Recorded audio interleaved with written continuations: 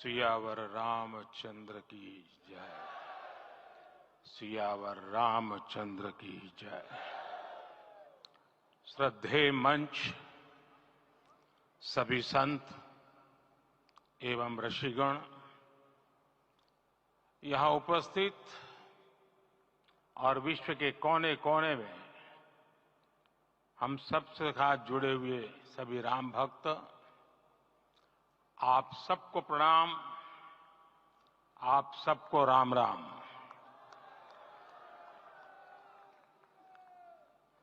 आज हमारे राम आ गए हैं।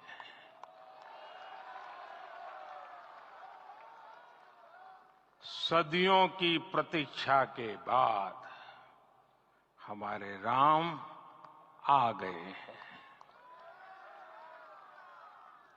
सदियों का अभूतपूर्व धैर्य, अनगिनत बलिदान, त्याग और तपस्या के बाद हमारे प्रभु राम आ गए हैं। इस शुभ घड़ी की आप सभी को, समस्त देशवासियों को बहुत बहुत बधाई। मैं अभी गर्भगृह में ईश्वरीय चेतना का साक्षी बनकर आपके सामने उपस्थित हुआ हूं। कितना कुछ कहने को है, लेकिन कंठ अवरुद्ध है। मेरा शरीर अभी भी स्पंदित है, चित्त अभी भी उस पल में लीन है।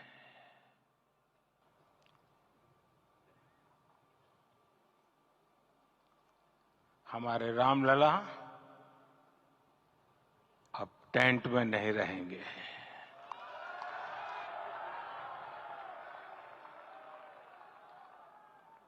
हमारे रामलला अब इस दिव्य मंदिर में रहेंगे।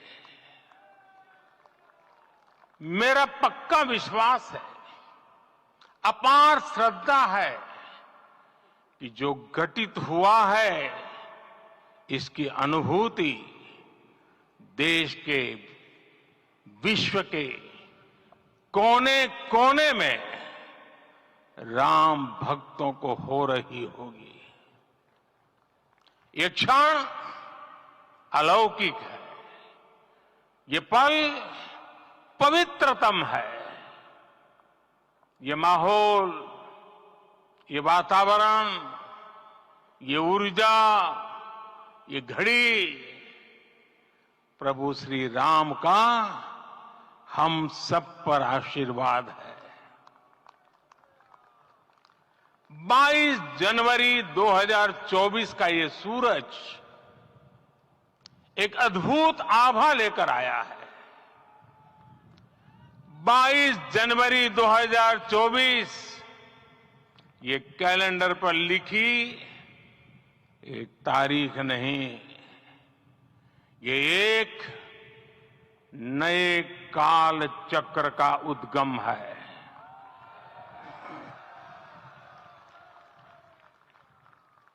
राम मंदिर के भूमि पूजन के बाद से प्रतिदिन पूरे देश में उमंग और उत्साह बढ़ता ही जा रहा था। निर्माण कार्य देख देशवासियों में हर दिन एक नया विश्वास पैदा हो रहा था। आज हमें सदियों के उस धैर्य की धरोहर मिली है। आज हमें श्री राम का मंदिर मिला है। गुलामी की मानसिकता को तोड़कर उठ खड़ा हो राष्ट्र। अतीत के हर दंश से हौसला लेता हुआ राष्ट्र ऐसे ही नव इतिहास का सृजन करता है। आज से 1000 साल बाद भी लोग आज की इस तारीख की, आज के इस पल की चर्चा करेंगे। और ये कितनी बड़ी राम कृपा है कि हम सब इस पल को जी रहे हैं, इसे साक्षात घटित होते देख रहे हैं।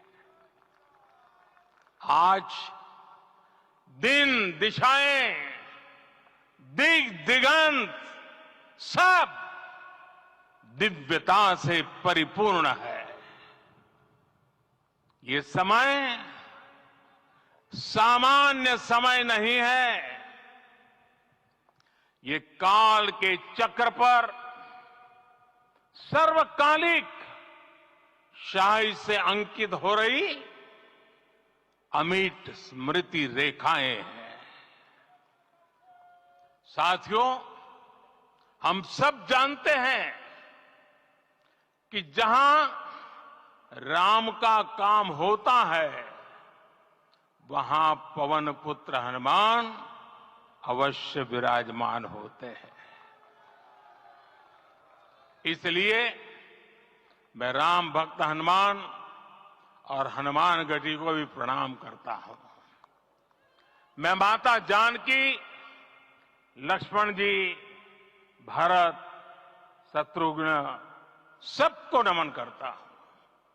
मैं पावन अयोध्यापुरी और पावन सरयू को भी प्रणाम करता हूं। मैं इस पल दैवीय अनुभव कर रहा हूं कि जिनके आशीर्वाद से ये महान कार्य पूरा हुआ है। वे दिव्य आत्माएं, वे दैवीय विभूतियां भी इस समय हमारे आसपास उपस्थित है। मैं इन सभी दिव्य चेतनाओं को भी कृतज्ञता पूर्वक नमन करता हूं। मैं आज प्रभु श्री राम से क्षमा याचना भी करता हूं। हमारे पुरुषार्थ, हमारे त्याग, तपस्या में कुछ तो कमी रह गई होगी कि हम इतनी सदियों तक ये कार्य कर नहीं पाए। आज वो कमी पूरी हुई है।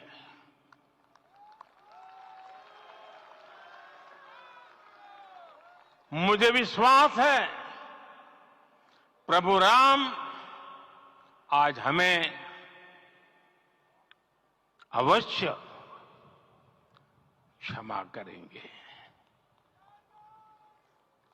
मेरे प्यारे देशवासियों, त्रेता में राम आगमन पर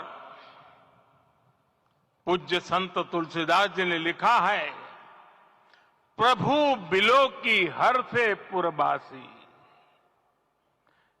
जनित वियोग विपत्ति सबनासी। अर्थात प्रभु का आगमन देकर ही सब अयोध्यावासी, समग्र देशवासी हर्ष से भर गए। लंबे वियोग से जो आपत्ति आई थी, उसका अंत हो गया। उस कालखंड में तो वो वियोग केवल 14 वर्षों का था। तब भी इतना असह्य था। इस युग में तो अयोध्या और देशवासियों ने सैकड़ों वर्षों का वियोग सहा है। हमारी कई कई पीढ़ियों ने वियोग सहा है। भारत के तो संविधान में उसकी पहली प्रति में भगवान राम विराजमान है। संविधान के अस्तित्व में आने के बाद भी दशकों तक प्रभु श्री राम के अस्तित्व को लेकर कानूनी लड़ाई चली। मैं आभार व्यक्त करूंगा भारत की न्यायपालिका का, जिसने न्याय की लाज रख ली।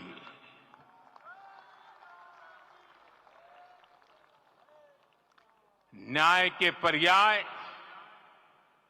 प्रभु राम का मंदिर भी न्यायबद्ध तरीके से ही बना। साथियों, आज गांव-गांव में एक साथ कीर्तन संकीर्तन हो रहे हैं। आज मंदिरों में उत्सव हो रहे हैं, स्वच्छता अभियान चलाए जा रहे हैं। पूरा देश आज दीपावली मना रहा है। आज शाम घर घर राम ज्योति प्रज्वलित करने की तैयारी है। कल मैं श्री राम के आशीर्वाद से धनुषकोडी में राम सेतु के आरंभ बिंदु अरिचल मुनाई पर था। जिस घड़ी प्रभु राम समुद्र पार करने निकले थे, वो एक पल था जिसने काल चक्र को बदला था। उस भावमय पल को महसूस करने का मेरा ये विनम्र प्रयास था। वहां पर मैंने पुष्प वंदना की।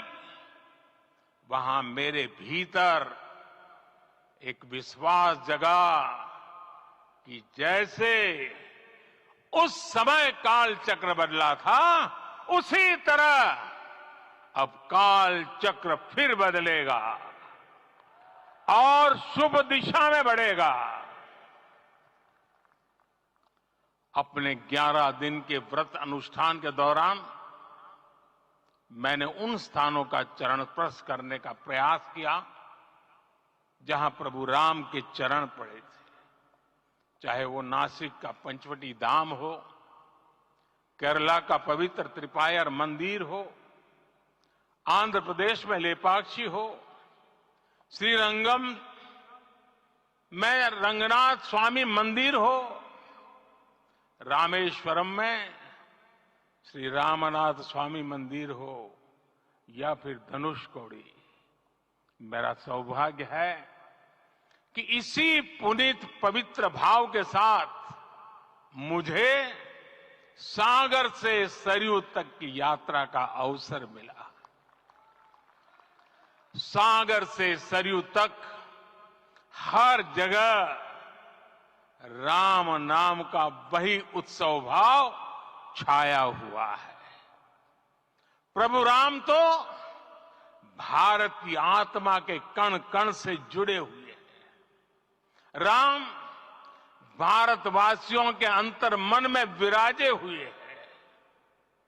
हम भारत में कहीं भी किसी की अंतरात्मा को छुएंगे तो इस एकत्व की अनुभूति होगी, और यही भाव सब जगह मिलेगा। इससे उत्कृष्ट, इससे अधिक देश को समायोजित करने वाला सूत्र और क्या हो सकता है। मेरे प्यारे देशवासियों, मुझे देश के कोने कोने में अलग अलग भाषाओं में रामायण सुनने का अवसर मिला है, लेकिन विशेषकर पिछले 11 दिनों में रामायण अलग अलग भाषा में अलग राज्यों से मुझे विशेष रूप से सुनने का मौका मिला। राम को परिभाषित करते हुए ऋषियों ने कहा है, रमन्ते यस्मिन् इति रामः, अर्थात जिसमें रम जाए वही राम है। राम लोक की स्मृतियों में, पर्वत से लेकर परंपराओं में सर्वत्र समाये हुए हैं। हर युग में लोगों ने राम को जिया है। हर युग में लोगों ने अपने अपने शब्दों में अपनी अपनी तरह से राम को अभिव्यक्त किया है। और ये राम रस जीवन प्रवाह की तरह निरंतर बहता रहता है। प्राचीन काल से भारत के हर कोने के लोग राम रस का आचमन करते रहे हैं। राम कथा असीम है और रामायण भी अनंत है। राम के आदर्श, राम के मूल्य, राम की शिक्षाएं सब जगह एक समान है। प्रिय देशवासियों, आज इस ऐतिहासिक समय में देश उन व्यक्तित्वों को भी याद कर रहा है जिनके कार्य और समर्पण की वजह से आज हम ये शुभ दिन देख रहे हैं। राम के इस काम में कितने ही लोगों ने त्याग और तपस्या की पराकाष्ठा करके दिखाई है। उन अनगिनत राम भक्तों के, उन अनगिनत कार सेवकों के और उन अनगिनत संत महात्माओं के हम सब ऋणी हैं। साथियों, आज का ये अवसर उत्सवता का क्षण तो है ही, लेकिन इसके साथ ही यह क्षण भारतीय समाज की परिपक्वता के बोध का भी क्षण है। हमारे लिए ये अवसर सिर्फ विजय का नहीं, विनय का भी है। दुनिया का इतिहास साक्षी है कि कई राष्ट्र अपने ही इतिहास में उलझ जाते हैं। ऐसे देशों ने जब भी अपने इतिहास की उलझी हुई गांठों को खोलने का प्रयास किया, उन्हें सफलता पाने में बहुत कठिनाई आई, बल्कि कई बार तो पहले से ज्यादा मुश्किल परिस्थितियां बन गई। लेकिन हमारे देश ने इतिहास की इस गांठ को जिस गंभीरता और भावुकता के साथ खोला है, वो ये बताती है कि हमारा भविष्य हमारे अतीत से बहुत सुंदर होने जा रहा है। वो भी एक समय था जब कुछ लोग कहते थे कि राम मंदिर बना तो आग लग जाएगी।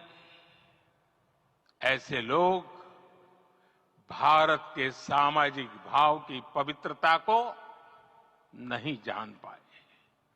रामलला के इस मंदिर का निर्माण भारतीय समाज के शांति, धैर्य, आपसी सद्भाव और समन्वय का भी प्रतीक है।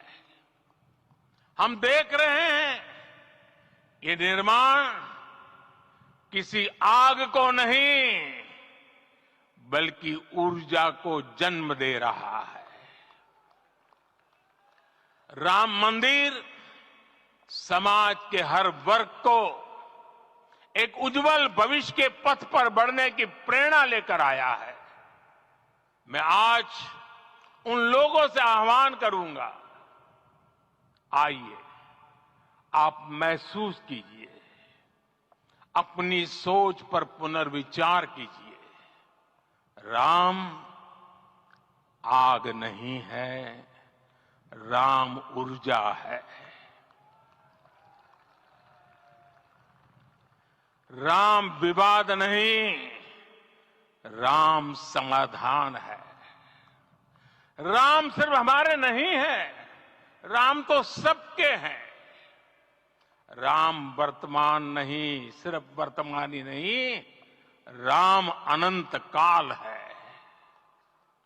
साथियों, आज जिस तरह राम मंदिर प्राण प्रतिष्ठा के इस आयोजन से पूरा विश्व जुड़ा हुआ है, उसमें राम की सर्वव्यापकता के दर्शन हो रहे हैं। जैसा उत्सव भारत में है, वैसा ही अनेक देशों में है। आज अयोध्या का यह उत्सव रामायण की उन वैश्विक परंपराओं का भी उत्सव बना है। रामलला की ये प्रतिष्ठा वसुधैव कुटुंबकम के विचार की भी प्रतिष्ठा है। साथियों, आज अयोध्या में केवल श्री राम के विग्रह रूप की प्राण प्रतिष्ठा नहीं हुई है, ये श्री राम के रूप में साक्षात भारतीय संस्कृति के प्रति अटूट विश्वास की भी प्राण प्रतिष्ठा है। ये साक्षात मानवीय मूल्यों और सर्वोच्च आदर्शों की भी प्राण प्रतिष्ठा है। इन मूल्यों की, इन आदर्शों की आवश्यकता आज संपूर्ण विश्व को है। सर्वे भवन्तु सुखिनः, ये संकल्प हम सदियों से दोहराते आए हैं। आज उसी संकल्प को राम मंदिर के रूप में साक्षात आकार मिला है। ये मंदिर मात्र एक देव मंदिर नहीं है, ये भारत की दृष्टि का, भारत के दर्शन का, भारत के दिग्दर्शन का मंदिर है। ये राम के रूप में राष्ट्र चेतना का मंदिर है। राम भारत की आस्था है, राम भारत का आधार है, राम भारत का विचार है, राम भारत का विधान है, राम भारत की चेतना है, राम भारत का चिंतन है, राम भारत की प्रतिष्ठा है, राम भारत का प्रताप है, राम प्रवाह है, राम प्रभाव है, राम नेति भी है, राम नीति भी है, राम नित्यता भी है, राम निरंतरता भी है, राम विभु है, विशद है, राम व्यापक है, विश्व है, विश्वात्मा है। और इसलिए जब राम की प्रतिष्ठा होती है तो उसका प्रभाव वर्षों या शताब्दियों तक ही नहीं होता, उसका प्रभाव हजारों वर्षों के लिए होता है। महर्षि वाल्मीकि ने कहा है, राज्यम 10 सहस्त्राणि प्राप्य वर्षाणि राघव, अर्थात राम 10,000 वर्षों के लिए राज्य पर प्रतिष्ठित हुए, यानी हजारों वर्षों के लिए राम राज्य स्थापित हुआ। जब त्रेता में राम आए थे तब हजारों वर्षों के लिए राम राज्य की स्थापना हुई थी। हजारों वर्षों तक राम विश्व पथ प्रदर्शन करते रहे थे। और इसलिए मेरे प्यारे देशवासियों, आज अयोध्या भूमि हम सभी से, प्रत्येक राम भक्त से, प्रत्येक भारतीय से कुछ सवाल कर रही है। श्री राम का भव्य मंदिर तो बन गया, अब आगे क्या? सदियों का इंतजार तो खत्म हो गया, अब आगे क्या? आज के इस अवसर पर जो दैवीय आत्माएं हमें आशीर्वाद देने के लिए उपस्थित हुई हैं, हमें देख रही हैं, उन्हें क्या हम ऐसे ही विदा करेंगे? नहीं, कदापि नहीं। आज मैं पूरे पवित्र मन से महसूस कर रहा हूं कि काल चक्र बदल रहा है। ये सुखद संयोग है कि हमारी पीढ़ी को एक कालजयी पथ के शिल्पकार के रूप में चुना गया है। 1000 वर्ष बाद की पीढ़ी राष्ट्र निर्माण के हमारे आज के कार्यों को याद करेगी। इसलिए मैं कहता हूं, यही समय है, सही समय है। हमें आज से, इस पवित्र समय से अगले 1000 साल के भारत की नींव रखनी है। मंदिर निर्माण से आगे बढ़कर अब हमें सभी देशवासी यहीं इस पल से समर्थ, सक्षम, भव्य, दिव्य भारत के निर्माण की सौगंध लेते हैं।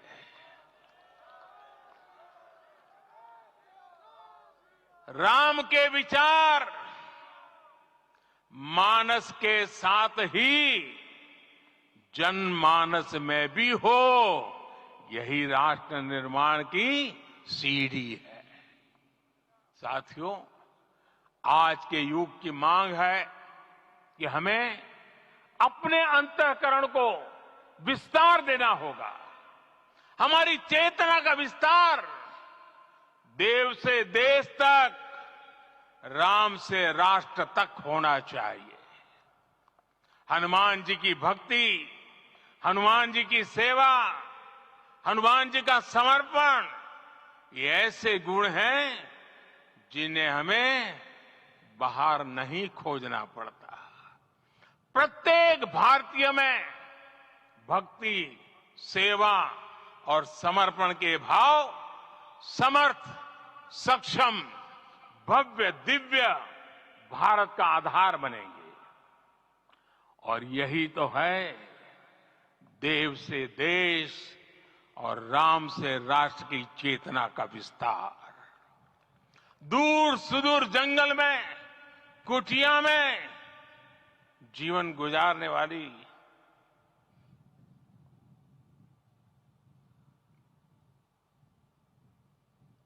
मेरी आदिवासी मां शबरी का ध्यान आते ही अप्रतिम विश्वास जागृत होता है। मां शबरी तो कब से कहती थी, राम आएंगे।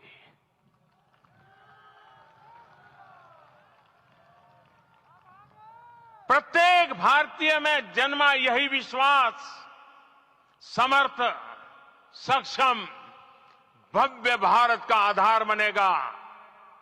और यही तो है देव से देश और राम से राष्ट्र की चेतना का विस्तार। हम सब जानते हैं कि निषाद राज की मित्रता सभी बंधनों से परे है। निषाद राज का राम के प्रति सम्मोहन, प्रभु राम का निषाद राज के लिए अपनापन कितना मौलिक है। सब अपने हैं, सभी समान है। प्रत्येक भारतीय में अपनत्व की, बंधुत्व की ये भावना समर्थ, सक्षम, भव्य, दिव्य भारत का आधार बनेगी। और यही तो है देव से देश और राम से राष्ट्र की चेतना का विस्तार। साथियों, आज देश में निराशा के लिए रत्ती भर भी स्थान नहीं है। मैं तो बहुत सामान्य हूं, मैं तो बहुत छोटा हूं। अगर कोई ये सोचता है तो उसे गिलहरी के योगदान को याद करना चाहिए। गिलहरी का स्मरण ही हमें हमारी इस हिचक को दूर करेगा, हमें सिखाएगा कि छोटे बड़े हर प्रयास की अपनी ताकत होती है, अपना योगदान होता है। और सबके प्रयास की यही भावना समर्थ, सक्षम, भव्य, दिव्य भारत का आधार बनेगी। और यही तो देव से देश और राम से राष्ट्र की चेतना का विस्तार। साथियों, लंकापति रावण प्रकांड ज्ञानी थे, अपार शक्ति के धनी थे, लेकिन जटायु जी की मूल्य निष्ठा देखिए। वे महाबली रावण से भिड़ गए। उन्हें भी पता था कि वो रावण को परास्त नहीं कर पाएंगे, लेकिन फिर भी उन्होंने रावण को चुनौती दी। कर्तव्य की यही पराकाष्ठा समर्थ, सक्षम, भव्य, दिव्य भारत का आधार है। और यही तो है देव से देश और राम से राष्ट्र की चेतना का विस्तार। आइए हम संकल्प लें कि राष्ट्र निर्माण के लिए हम अपने जीवन का पल पल लगा देंगे। राम काज से राष्ट्र काज, समय का पल पल, शरीर का कण कण राम समर्पण को राष्ट्र समर्पण के ध्येय से जोड़ देंगे। मेरे देशवासियों, प्रभु श्री राम की हमारी पूजा विशेष होनी चाहिए। ये पूजा स्व से ऊपर उठ करके समष्टि के लिए होनी चाहिए। ये पूजा अहम से उठकर वयम के लिए होनी चाहिए। प्रभु को जो भोग चढ़ेगा वो विकसित भारत के लिए हमारे परिश्रम की पराकाष्ठा का प्रसाद भी होगा। हमें नित्य पराक्रम, पुरुषार्थ, समर्पण का प्रसाद प्रभु राम को चढ़ाना होगा। इनसे नित्य प्रभु राम की पूजा करनी होगी, तब हम भारत को वैभवशाली और विकसित बना पाएंगे। मेरे प्यारे देशवासियों, ये भारत के विकास का अमृत काल है। आज भारत युवा शक्ति की पूंजी से भरा हुआ है, ऊर्जा से भरा हुआ है। ऐसी सकारात्मक परिस्थितियां फिर न जाने कितने समय बाद बनेगी। हमें अब चूकना नहीं है, हमें अब बैठना नहीं है। मैं अपने देश के युवाओं से कहूंगा, आपके सामने हजारों वर्ष की परंपरा की प्रेरणा है। आप भारत की उस पीढ़ी का प्रतिनिधित्व करते हैं जो चांद पर तिरंगा लहरा रही है। वो 15 लाख किलोमीटर की यात्रा करके सूर्य के पास जाकर मिशन आदित्य को सफल बना रही है। जो आसमान में तेजस और सागर में विक्रांत का परचम लहरा रही है। अपनी विरासत पर गर्व करते हुए आपको भारत का नव प्रभात लिखना है। परंपरा की पवित्रता और आधुनिकता की अनंतता दोनों ही पथ पर चलते हुए भारत समृद्धि के लक्ष्य तक पहुंचेगा। मेरे साथियों, आने वाला समय अब सफलता का है। आने वाला समय अब सिद्धि का है। ये भव्य राम मंदिर साक्षी बनेगा भारत के उत्कर्ष का, भारत के उदय का। ये भव्य राम मंदिर साक्षी बनेगा भव्य भारत के अभ्युदय का, विकसित भारत का। ये मंदिर सिखाता है कि अगर लक्ष्य सत्य प्रमाणित हो, अगर लक्ष्य सामूहिकता और संगठित शक्ति से जन्मा हो, तब उस लक्ष्य को प्राप्त करना असंभव नहीं है। ये भारत का समय है और भारत अब आगे बढ़ने वाला है। शताब्दियों की प्रतीक्षा के बाद हम यहां पहुंचे हैं। हम सब ने इस युग का, इस कालखंड का इंतजार किया है। अब हम रुकेंगे नहीं, हम विकास की ऊंचाई पर जाकर ही रहेंगे। इसी भाव के साथ रामलला के चरणों में प्रणाम करते हुए आप सभी को बहुत बहुत शुभकामनाएं। सभी संतों के चरणों में मेरे प्रणाम। सियावर रामचंद्र की, सियावर रामचंद्र की, सियावर राम